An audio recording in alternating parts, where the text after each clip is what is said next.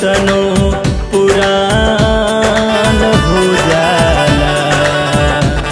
प्रेम बाकी कबो पुरान ना होला।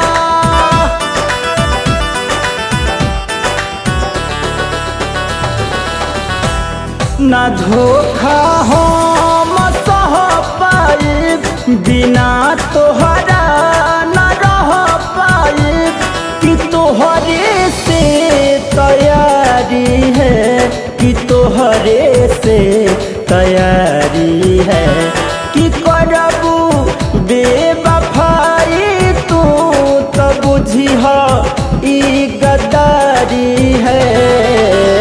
मुझे दिल की बीमारी है, मुझे दिल की बीमारी है।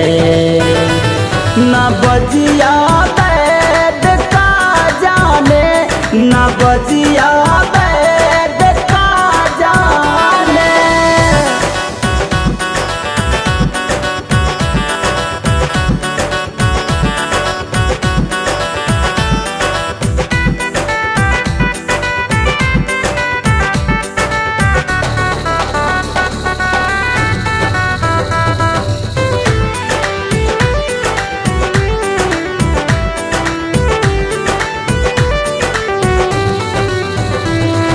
रहनी हम तयावारा प्यार तू ही सिखवलू हो।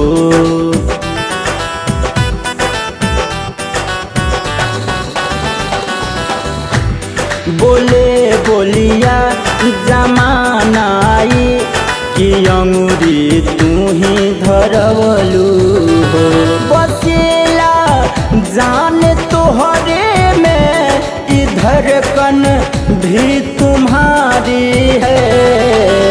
मुझे दिल की बीमारी है, मुझे दिल की बीमारी है।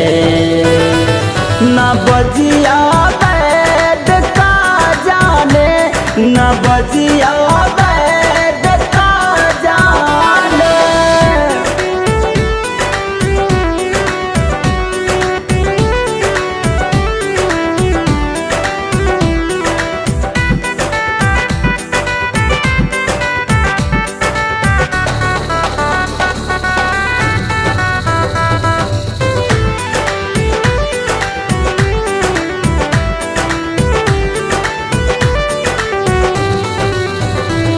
जे छोड़ी जाइबू दूसर अंगना तो सुन लो जी ना पाइबो हो।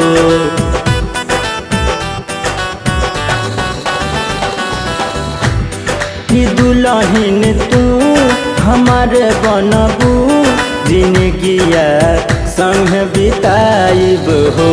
मुकेश जे जियता रे तो उदीहल सांस तुम्हारी है।